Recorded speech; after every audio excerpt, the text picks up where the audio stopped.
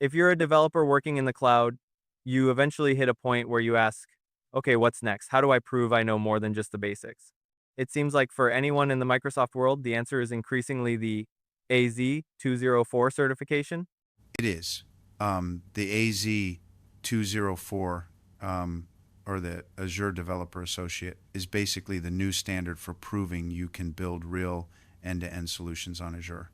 We're talking about everything from developing Azure functions and web apps to managing storage and security. So this isn't just about knowing definitions. Not at all. This isn't a vocabulary test like the entry-level AZ-900. You're facing a 150-minute exam with 40 to 60 questions designed to see if you can actually make all these different services work together. Here's the real tell. The heaviest part of the exam, up to 30%, is on compute solutions. So Microsoft really cares about your ability to actually run times things, not just store them. Exactly. They want to know you can make the cloud engine work for a business. It's like going from being a mechanic who can fix a single part to an engineer who can design the whole highway system. You're shifting from just writing code to orchestrating an entire ecosystem of services. Okay, that makes sense. It's the move from theory to actual implementation. But knowing the topics is one thing, actually facing the exam screen is another. How hard is this thing really?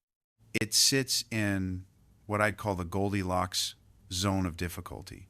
It's definitely a serious step up from the fundamental exams, but it's not going to crush you like the expert level security or architecture certifications.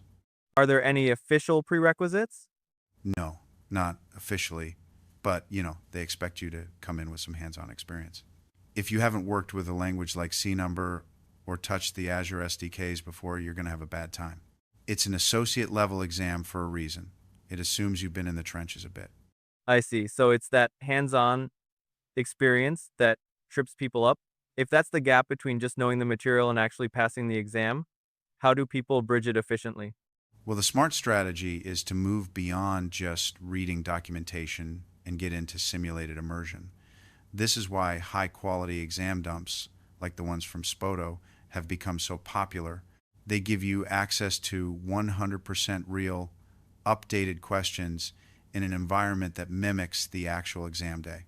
So it's less about studying more and more about studying the right things? Precisely. It cuts out all the noise. Instead of trying to memorize thousands of pages of docs, you're focused on the exact type of questions and logic you'll face in those 150 minutes. Think of it like a diagnostic tool. The exam covers 5 huge domains. You might be a wizard at storage, but weak on security. A good practice exam will show you exactly where your knowledge is leaking before the real clock starts ticking. That's a great way to put it. It's like the difference between reading a flight manual and actually getting time in a flight simulator. That's the perfect analogy. One gives you knowledge, the other gives you the muscle memory to pass under pressure.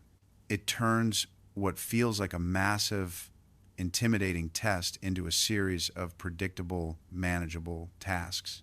So, if you had to boil this all down for someone getting ready to take the plunge, what are the absolute key takeaways? 4 things. First, the core focus is on 5 domains, but compute solutions is king, making up almost a third of your score. Second, it's a moderate level exam, definitely tougher than the basics, so come prepared with some C number and SDK experience. Third, remember the clock. You have 150 minutes for up to 60 questions, so time management is critical. And finally, use precision preparation. Validated resources that simulate the real exam help you focus on what matters and avoid wasting time.